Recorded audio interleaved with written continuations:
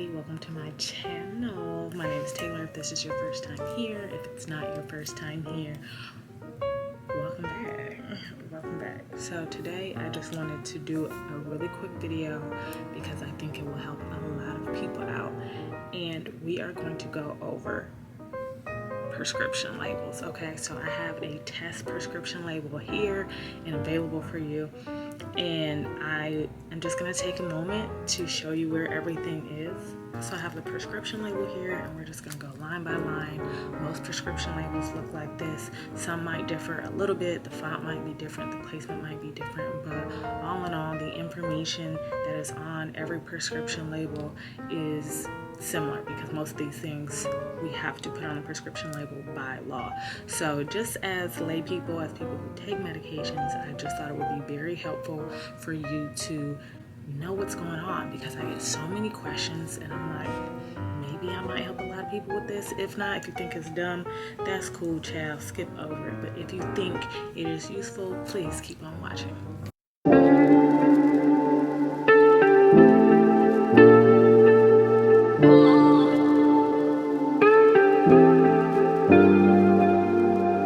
Okay, so let's look at this. This is a test patient, so we don't have to worry about HIPAA or anything else, but this is what prints out of the pharmacy printer after we type up a prescription. This is just where I work though. Okay, so I have now ripped off this portion. This is the portion that will go on the bottle only. Some pharmacies have a machine that does it for them. They have like a giant robot that fills prescriptions and puts these labels on for them.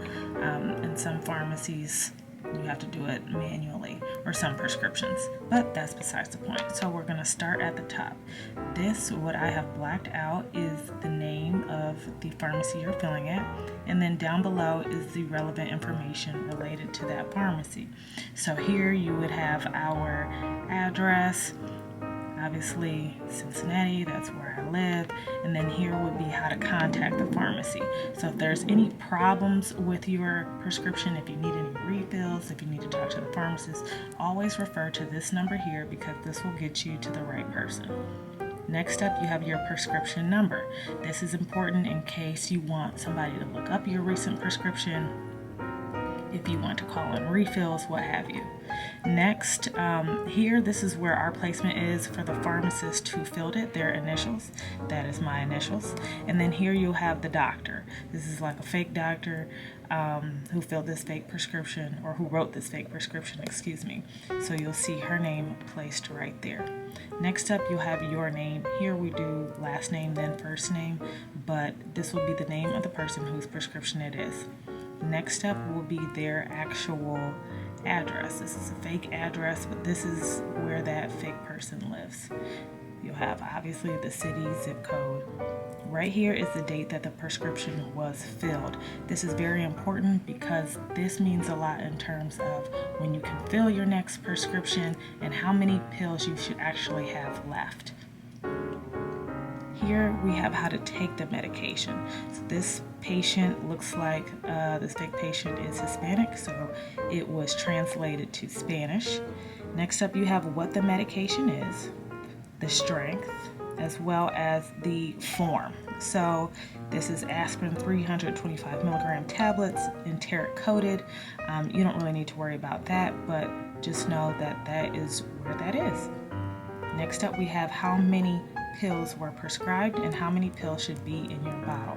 This is very important because sometimes folks get home and they say, hey, I don't have enough medication. It's always good if you double check. So you can count your pills yourself and you can be like, hey, they only gave me 28. So I'll call the pharmacy at that number and I'll try to get that issue resolved. Down below that, we have the number of refills. This is something that patients really need to pay attention to, because sometimes if it says no refills like this prescription does, it does mean that we need to contact the doctor to see if you can get more refills. So 9 times out of 10, we'll have somebody from the pharmacy contact your doctor. Most times it's going to be electronic. We'll send a message. The doctor will respond and give you more refills. Unless you're due for an appointment or what have you, then you won't get any refills until you are seen. Make sure you pay attention to what is happening in your actual appointment. Most times patients forget that the doctor has told them that they need to be seen again prior to getting more refills, and then we end up getting the brunt of it. Right here is the manufacturer. So if a drug looks different, you can compare old bottles if you happen to keep them, and you can see, oh, this is a different manufacturer than what I got before. But yeah, most times it's an abbreviation though, because there's not enough room to put the entire name. Okay, every prescription has this here. It's just a little caution saying that federal law prohibits transfer of this drug to any person other than the patient for whom prescribed. So this is to cover our behinds, essentially. And, you know, if somebody steals your medications, you know that this is against the law. So these right here are called auxiliary labels, and these are important messages that the pharmacy wants you to know about your medication. So typically we'll put this part on the front and these will go on the side, or depending on how big your box, container, or bottle is, it'll be somewhere on your prescription. So this is just to let you know that if you're pregnant, you really shouldn't be taking this medication. This one says to swallow whole. It's an enteric coated tablet, meaning if you chew it up, it's not going to work the way it was intended. Lastly, you might want to take this with food because it can hurt your stomach. So you can see like our little symbols, for the most part, it's pretty universal. But these, if you ever see like big red or yellow stickers on your bottle, it's good to pay attention. I put my mask back on because I'm in like an office and people like come in and out, but I did want to come on here and explain the prescription label. Now, in addition to prescription label, this is just some best practices for patients. If you think something is wrong, if a medication looks different, if you got the wrong quantity, always contact the pharmacy using that number where I showed you where it was, always. I've had patients who say, you know, it looks different, but I chose to take it anyway. Please don't do that. It could be the wrong medication. You know, you can't always be too sure. So you want to make sure that you are doing your due diligence as a patient to make sure, one, you're being safe, and two, you're taking care of your health the way you and your doctor both intended. Secondly, not all pharmacies do this, but I like to. There's one label missing on this prescription label, and it is the description of the drug. So you can always refer back to the description. It should be like a little excerpt saying it's like a white round tablet scored TG on one side, AEV on the other. So if you look and you see that the pill matches that pill description, you did get the right drug. But again, you might want to call just to ask. Also, please be aware that if your prescription says no refills, many doctors are often busy, they see patients all day, and then they block out time to answer prescription refill requests made by us, the pharmacies. So please be aware that sometimes this takes time. Do not wait until you are on your last pill to call. It's always best to call at least 4 to 5 days before your prescription runs out. When you have 4 or 5 tablets, when there's just a little bit of insulin, just a little bit of cream, call ahead of time. And don't get upset because everybody's busy, okay? This is your health. You have to be the advocate. You have to prioritize yourself. So please pay attention. I've also had times where patients have different bottles and they have an older bottle and they're like, well, it says I have 3 refills. That's where this date comes in handy. If that prescription says that it was filled 3 months ago, chances are you've been getting those refills, but you've been using the old bottle. I've got a lot of patients who just take the new bottle, dump their pills into the old bottle, and take it from there. And you can do that, that's fine, but just be aware that the information is going to be inaccurate. I think that's all I wanted to say about the prescriptions themselves. Just to everybody, big reminder that it is the first of the year, so you're going to see higher than expected copays, much higher than what you saw just a few weeks ago, because then it was the end of the year.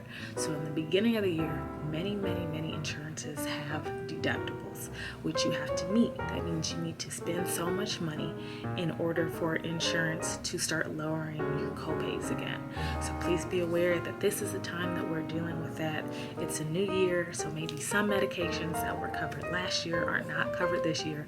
It's nobody's fault, but sometimes the medicines that particular insurance companies cover change. It's just the name of the game, unfortunately. So please be patient. Please give your pharmacies enough time to handle different issues, whether you have no refills, whether you have what's called a prior authorization, meaning that many medications, they need extra doctor steps in order to be approved. So if you ever heard somebody say, sorry, your insurance is not covering it at this time, but they will after they speak with the doctor, that's what that means. Sometimes medications are really expensive, or maybe what the doctor is trying to use it for is not common. So the insurance wants to check itself before it just pays for anything, because we're all held liable to a certain extent for your health. So they want to make sure they're taking the extra due diligence, taking the extra steps to make sure that your medication, one, is appropriate, and two, it makes sense for them to pay for. So just some small little tips that I wanted to show you. Hopefully it would be beneficial to you in the future. If you guys have any questions for a pharmacist, please ask them down below. But please remember, I am not your pharmacist, so I might be able to answer something in general, but I can't really help on a personal level. Always discuss what I say with your doctor. My word is not the final say. Everybody's health, everybody's status, everybody's circumstances are different. Take what I say with a grain of salt. I'm just a pharmacist friend. If you want a pharmacist perspective, cool. But other than that, sweets. Thank you guys so much for watching. Please like, comment, and subscribe. I really appreciate you guys, and I'll see you on the next one. Bye.